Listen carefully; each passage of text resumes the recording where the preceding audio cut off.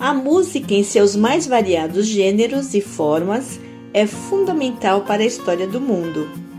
Desde as sociedades primitivas, é meio de expressão, socialização, comunicação e importante ferramenta para o desenvolvimento do ser humano. Assim, a Bíblia é rica em musicalidade.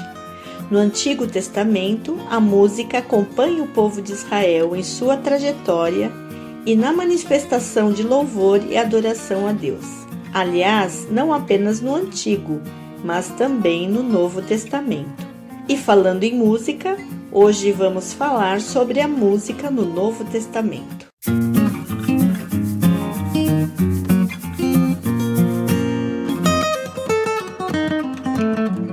Quando olhamos para a Bíblia e comparamos todas as referências sobre música existentes no Antigo Testamento com as encontradas no Novo, podemos ter a falsa impressão que neste praticamente não há uma presença marcante de manifestações musicais.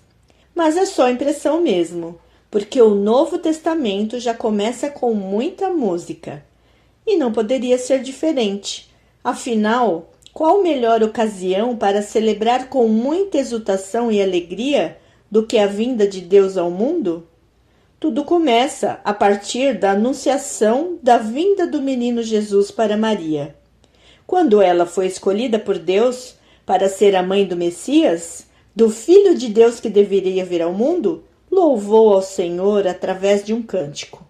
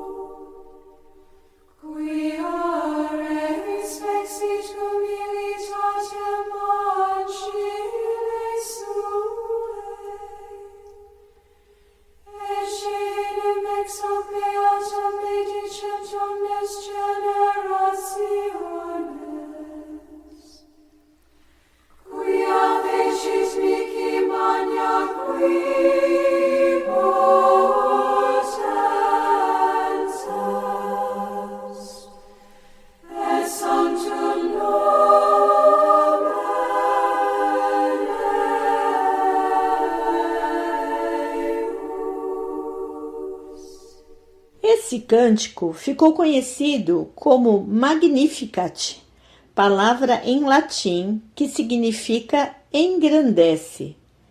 É a primeira expressão musical de louvor do Novo Testamento, registrada em Lucas, capítulo 1, de 46 a 55.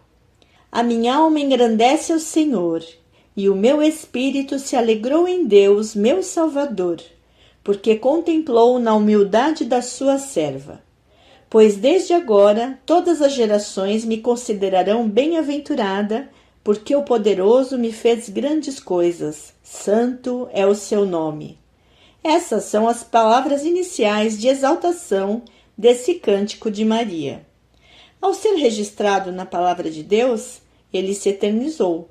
Por isso foram compostas inúmeras melodias para esse poema e continua sendo cantado até os dias de hoje.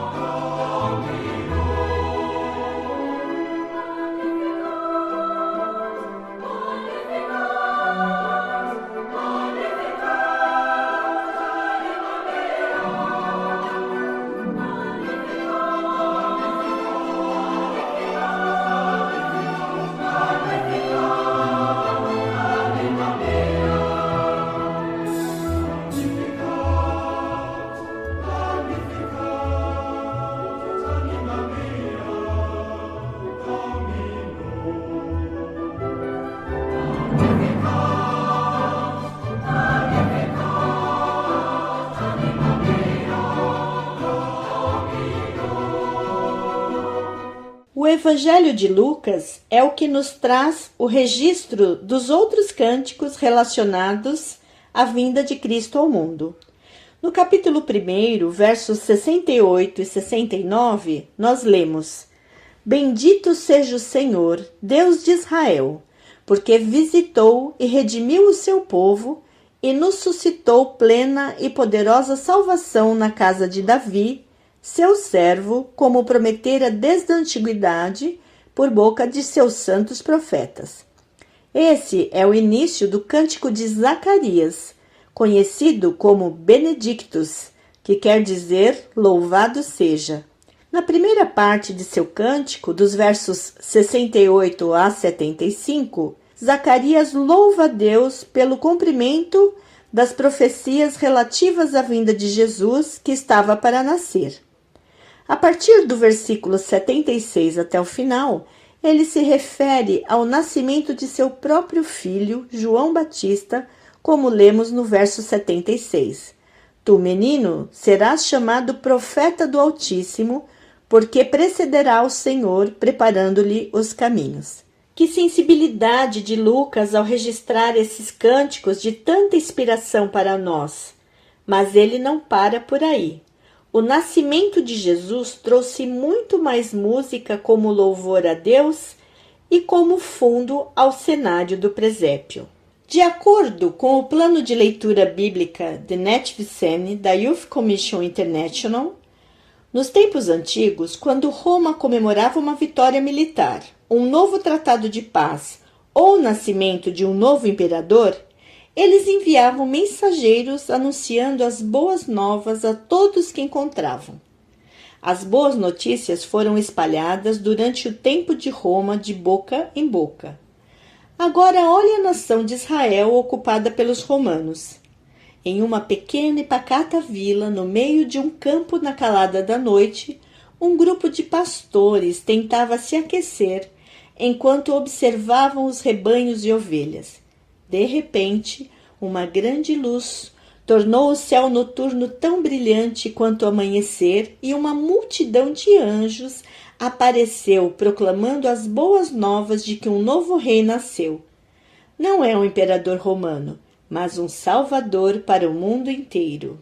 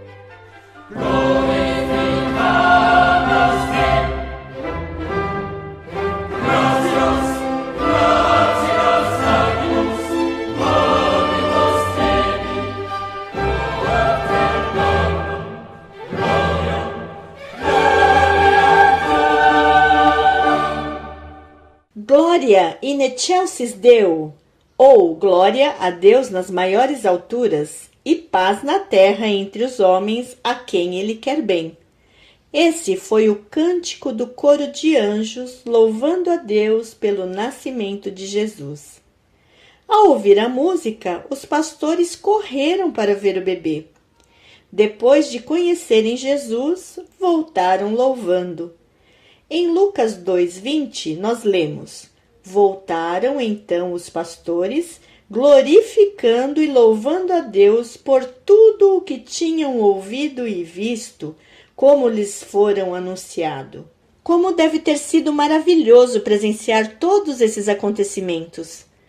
Outro cântico que está registrado em Lucas, capítulo 2, de 29 a 32, é o Nunc Dimittis, que significa agora despede, e diz assim: Agora, Senhor, podes despedir em paz o teu servo, segundo a tua palavra, porque os meus olhos já viram a tua salvação, a qual preparaste diante de todos os povos, luz para os gentios e para a glória do teu povo Israel.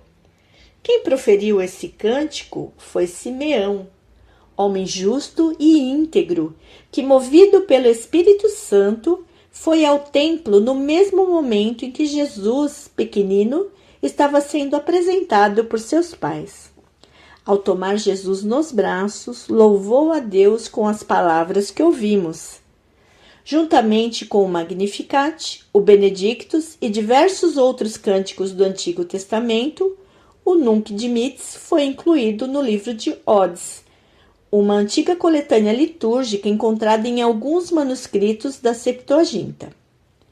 Essas foram as manifestações musicais registradas por ocasião do nascimento de Jesus. Mas podemos dizer que durante toda a sua vida ele continuou convivendo com música.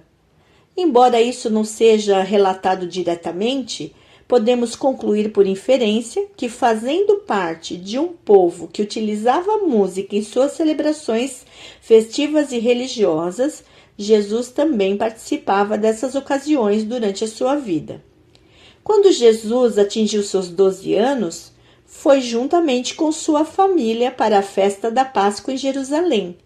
E sabemos que ele continuou celebrando a Páscoa durante sua vida.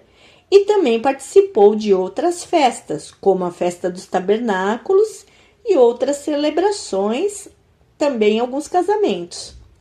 Todas essas ocasiões continham música e a Páscoa tinha suas próprias músicas para serem cantadas, como vimos na aula sobre os Salmos.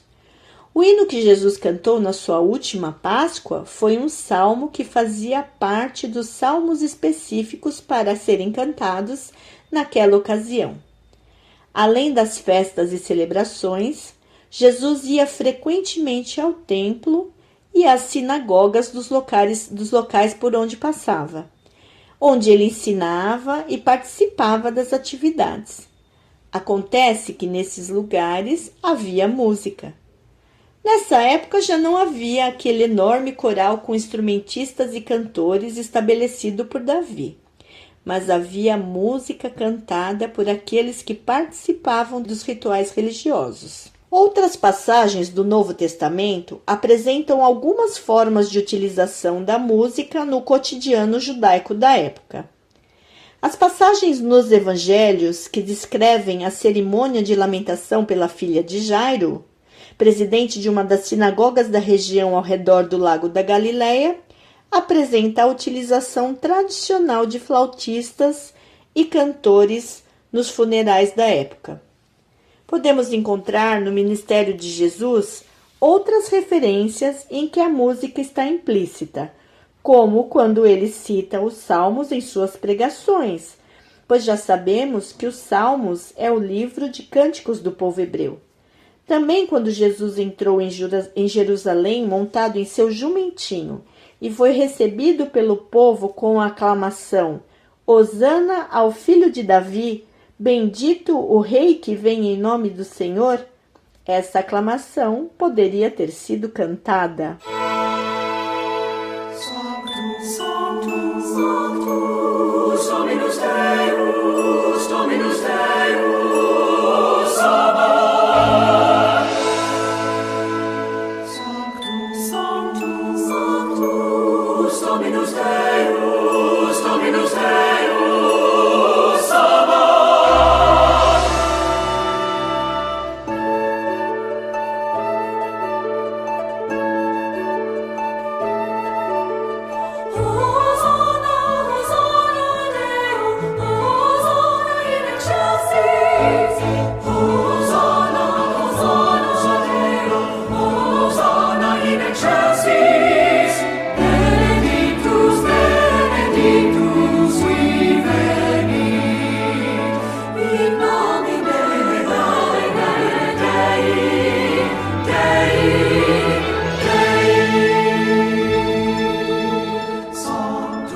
Sanctus, Sanctus, Dominus Deus, Sanctus,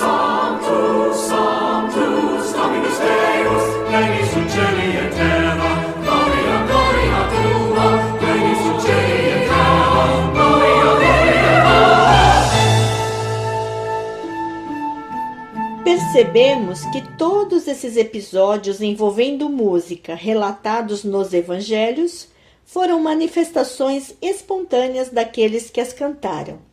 Maria, Zacarias, Simeão, os anjos, Jesus e seus discípulos e o povo. E todas essas expressões significaram adoração, louvor ou gratidão a Deus pelos seus feitos. Avançando para o livro de Atos, temos a descrição de como os primeiros cristãos viviam. Vamos ler um trecho? Em Atos 2, 46 e 47 está escrito: Todos os dias continuavam a reunir-se no pátio do templo, partiam o pão em suas casas e juntos participavam das refeições com alegria e sinceridade de coração, louvando a Deus e tendo a simpatia de todo o povo. E o Senhor lhes acrescentava todos os dias os que iam sendo salvos. Vamos ressaltar a expressão louvando a Deus. Aqui não fala que eles cantavam, mas o texto completo diz que eles oravam, se reuniam no templo e nas casas, compartilhavam e com certeza cantavam louvores. Os salmos continuavam sendo seu livro de cânticos que com alegria entoavam a Deus. Confirmação desse fato é que quando Paulo e Silas estiveram presos, eles cantaram louvores na prisão. Em Atos 16, 25, nós lemos: Por volta da meia-noite, Paulo e Silas estavam orando e cantando hinos a Deus. Os outros presos os ouviam. Pense bem, por que eles cantariam na prisão, se isso já não fosse um hábito entre eles? Poderiam apenas orar pedindo livramento, mas a verdade é que louvaram a Deus cantando hinos. O resultado todos conhecem. Aconteceu um terremoto que sacudiu os alicerces, as portas se abriram e as correntes de todos os presos se soltaram. A música foi um poderoso meio de louvar a Deus em meio à tribulação. E podemos nos questionar: cantaríamos um hino se estivéssemos na mesma situação? Ou mesmo em uma situação menos radical, mas também aflitiva e desesperadora, conseguiríamos louvar a Deus apesar das circunstâncias? Qual cântico seria entoado por cada um de nós? Uma boa questão para nossa reflexão. Vejamos agora o que podemos encontrar sobre música nas epístolas. Antes de qualquer orientação ou recomendação encontrada nas cartas às igrejas sobre essa questão, ouso dizer que muitas vezes os textos de Paulo demonstram tamanha inspiração poética que podemos dizer que é música. Ó profundidade da riqueza, da sabedoria e do conhecimento de Deus! Quão insondáveis são os seus juízos e inescrutáveis os seus caminhos! Quem conheceu a mente do Senhor? Ou quem foi seu conselheiro? Quem primeiro lhe deu para que ele o recompense? Pois dele, por ele e para ele são todas as coisas, a ele seja a glória para sempre. Amém. Romanos 11, 33 a 36. Nem olhos viram, nem ouvidos ouviram, nem jamais penetrou em coração humano o que Deus tem preparado para aqueles que o amam. 1 Coríntios 2, 9. Ainda que eu fale as línguas dos homens e dos anjos, se não tiver amor, serei como o sino que ressoa ou como o prato que retine. Ainda que eu tenha o dom de profecia e saiba todos os mistérios e todo o conhecimento e tenha uma fé capaz de mover montanhas, mas não tiver amor, nada serei. Ainda que eu dê aos pobres tudo o que possuo e entregue o meu corpo para ser queimado, mas não tiver amor, nada disso me valerá. 1 Coríntios 13, 1 a 3. Impossível não enxergar a beleza poética dessas palavras. Esse último trecho foi apenas o início do chamado hino ao amor. Todos estes textos já foram amplamente musicados e muitos outros proferidos por Paulo também o foram. Nas suas epístolas é possível encontrar trechos num gênero tão lírico que são considerados por alguns como citações de hinos já existentes. Encontramos nas cartas de Paulo e nas demais cartas as seguintes orientações. Em Efésios 5,19 está escrito: falando entre vós em salmos e hinos e cânticos espirituais, cantando e salmodiando ao Senhor no vosso coração. Em Colossenses 3,16 nós lemos: a palavra de Cristo habite em vós ricamente em toda sabedoria. Ensinai-vos e admoestai-vos uns aos outros com salmos, hinos e cânticos espirituais, com gratidão, louvando a Deus em vossos corações. Nós podemos observar nesse texto a orientação de Paulo para que a igreja, os irmãos, se ensinassem uns aos outros utilizando a música, utilizando os salmos, os hinos e os cânticos espirituais, com sentido de gratidão e louvando a Deus nos corações.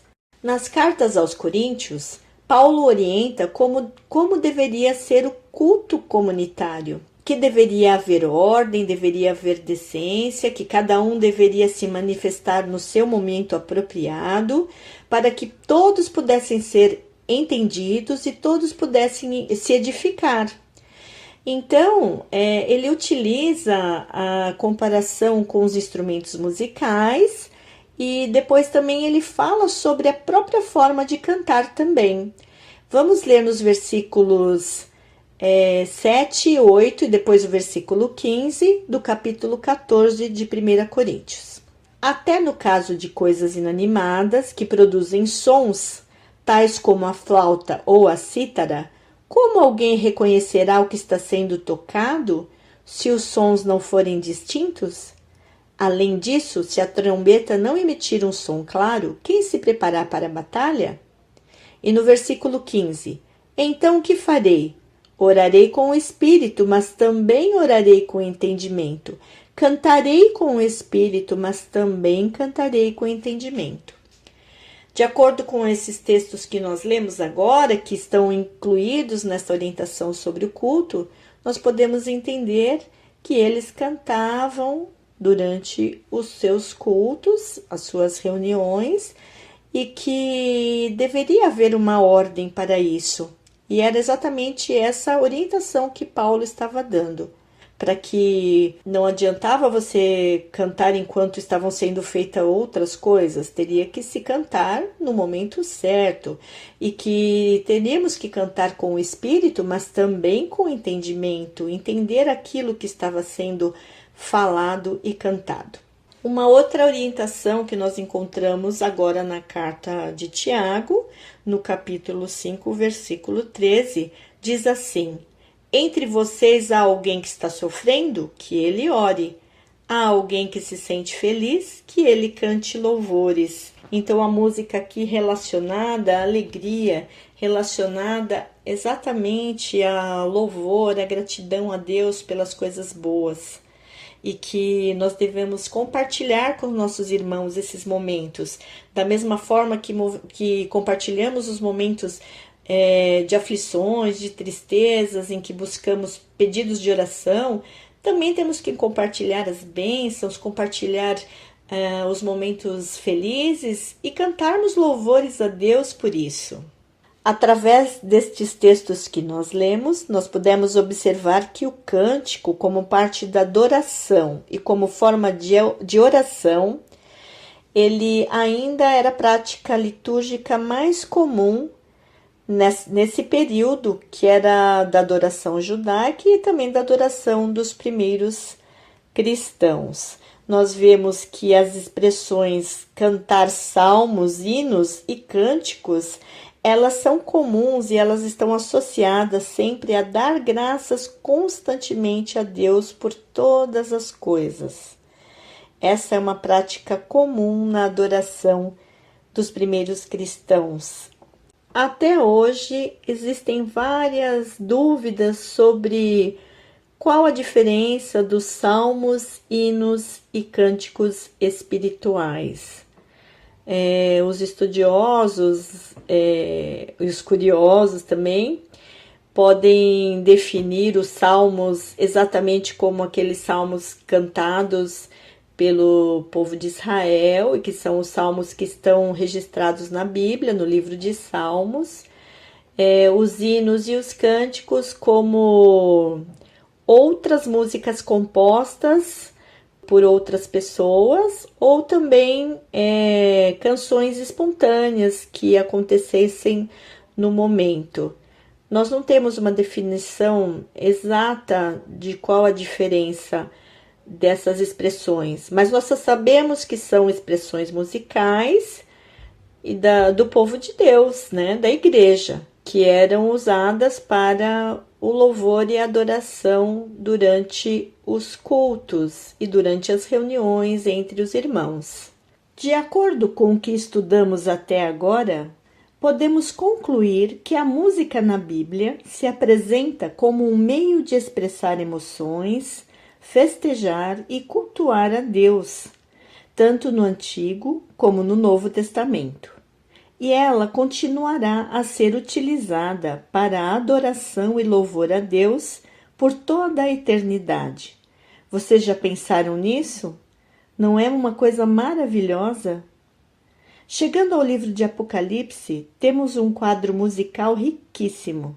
João, através de suas visões, relata aspectos da adoração a Deus pelos seres celestiais e pelo coro de anjos.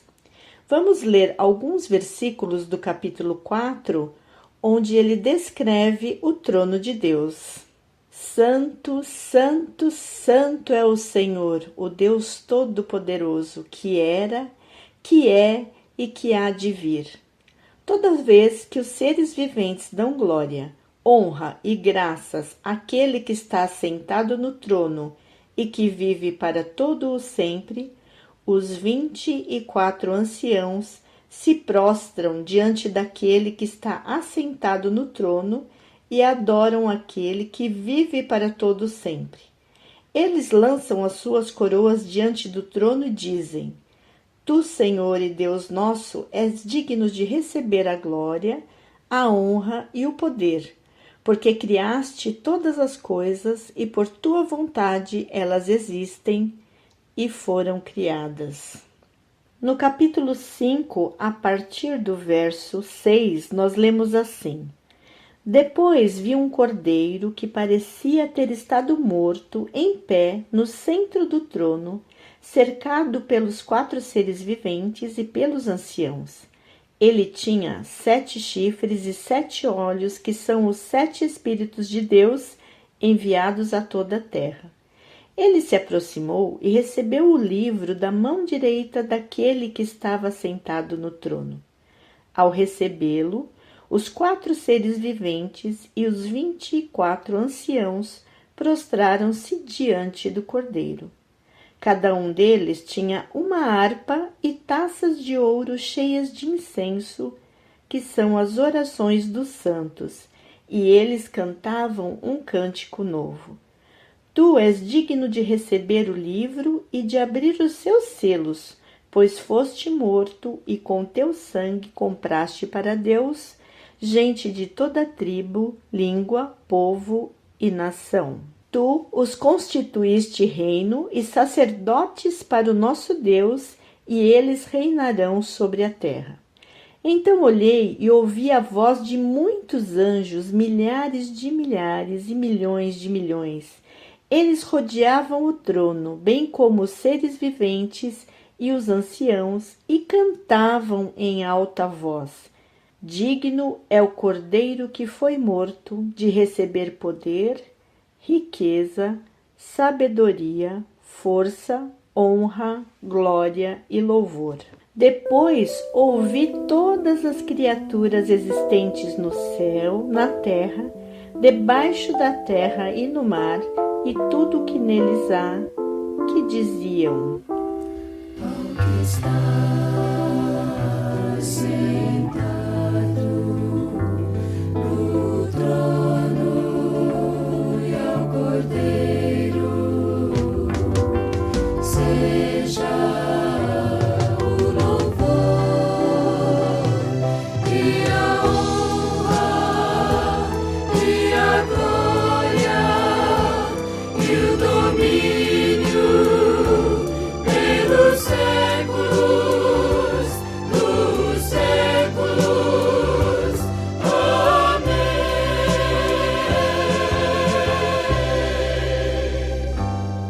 adoração é feita no contexto do santuário celestial, no qual Jesus ministra como Messias e sumo sacerdote.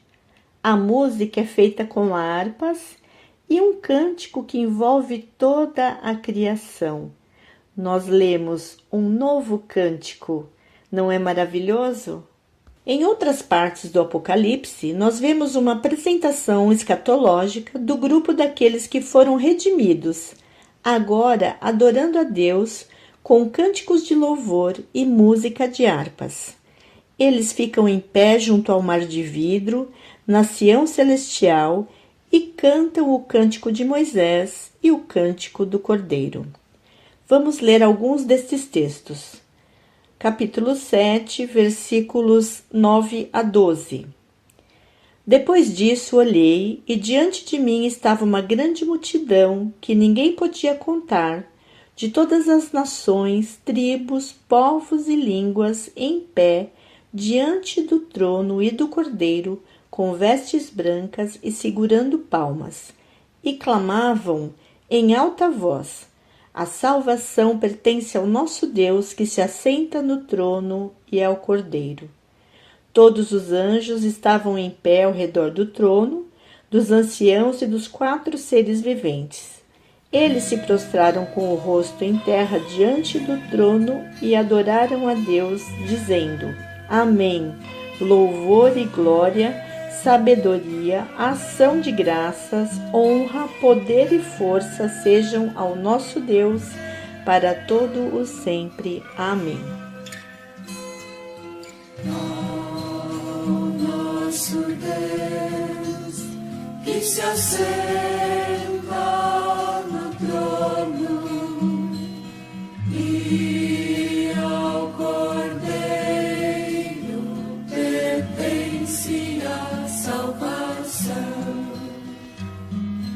Ao nosso Deus, que se assenta no trono e ao Cordeiro pertence a salvação. E o louvor e a glória e a sabedoria e as ações de graça e a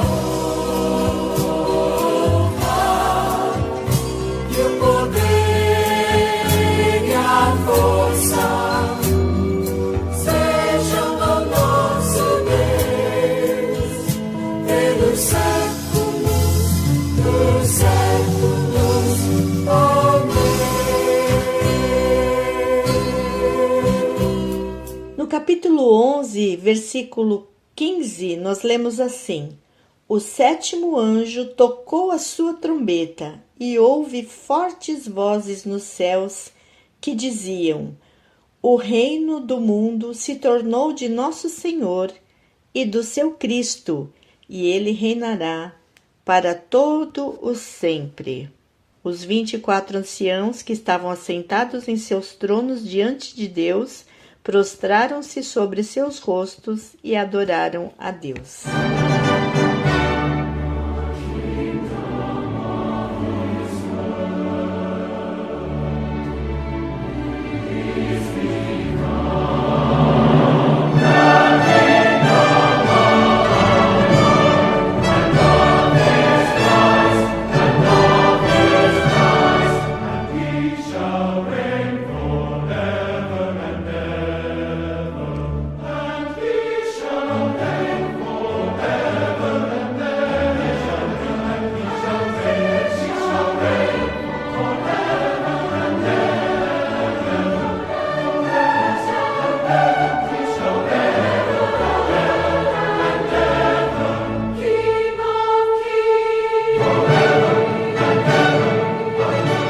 No início do capítulo 14, nós lemos assim: Ouvi um som dos céus como o de muitas águas e de um forte trovão. Era como o de arpistas tocando seus instrumentos. Eles cantavam um cântico novo diante do trono, dos 4 seres viventes e dos anciãos. De novo, nós temos a referência a um novo cântico. Significa que tudo se fará novo, inclusive a forma de nós cantarmos, de nós louvarmos e adorarmos a Deus. Vi algo semelhante a um mar de vidro misturado com fogo, e em pé, junto ao mar, os que tinham vencido a besta, a sua imagem e o número do seu nome. Eles seguravam harpas que lhes haviam sido dadas por Deus e cantavam o cântico de Moisés, servo de Deus, e o cântico do Cordeiro. Grandes e maravilhosas são as tuas obras, Senhor, Deus Todo-Poderoso. Justos e verdadeiros são os teus caminhos, ó Rei das Nações. Imaginem receber o seu instrumento diretamente da mão de Deus. Que coisa maravilhosa! Grandes são as tuas obras, Senhor Todo-Poderoso. Justos e verdadeiros são os teus caminhos, ó Rei das Nações. Quem não temerá, quem não glorificará teu nome, ó Rei das Nações? Quem não te louvará, pois só teu nome é santo, ó Rei das Nações. Quem não temerá, quem não glorificará teu nome, ó Rei das Nações? Quem não te louvará, pois só teu nome é santo. Todas as nações virão e adorarão diante de ti, pois os teus atos de justiça se fizeram manifestos. Todas as nações virão e adorarão diante de ti, pois os teus atos de justiça se fizeram manifestos. Oh, Rei das nações, quem não temerá, quem não glorificará teu nome.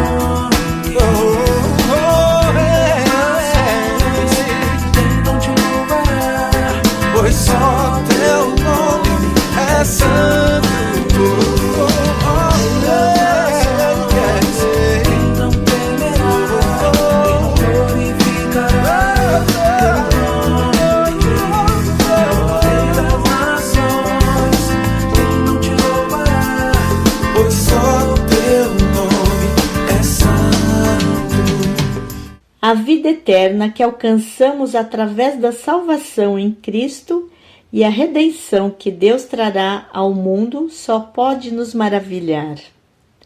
João viu que no céu a grande multidão das criaturas de Deus, como o salmista do passado, será capaz de dar somente uma resposta ao seu Pai Celestial, a resposta de louvor e aleluias. Por isso, encerramos com alguns versos do capítulo 19. Aleluia! A salvação, a glória e o poder pertencem ao nosso Deus, pois verdadeiros e justos são os seus juízos. Louvem o nosso Deus todos vocês, seus servos, vocês que o temem, tanto pequenos como grandes. Aleluia, pois reina o Senhor, o nosso Deus, o Todo-Poderoso. Regozijemo-nos, vamos alegrar-nos e dar-lhe glória.